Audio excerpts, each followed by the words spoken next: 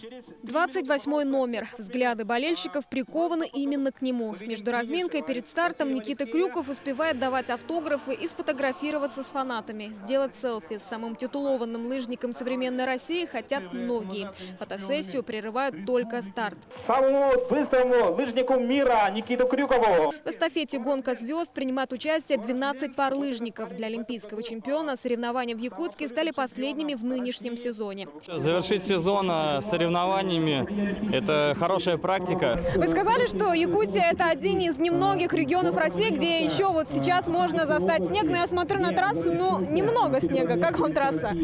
Если что касается лично Якутска, да, здесь снега немного. И усилиями студентов эта трасса была сделана. По сложной трассе стадиона «Юность» Крюков проехал в пару с 17-летним Илларионом Захаровым. Уроженец Статинского Улуса является воспитанником республиканской спортивной школы по лыжным гонкам.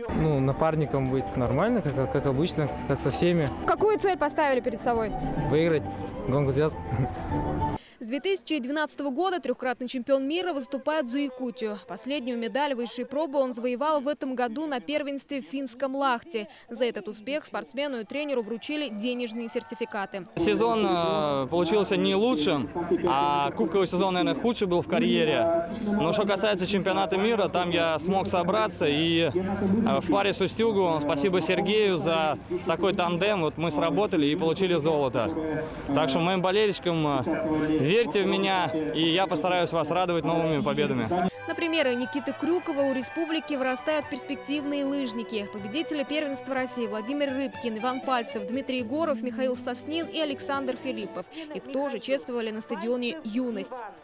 После Якутска олимпийский чемпион отправится в Алдан, где пройдет чемпионат республики по лыжным гонкам. Там Никита Крюков даст мастер-классы для юных спортсменов и проведет так называемую закатку – равномерные тренировки, которые завершат этот соревновательный сезон.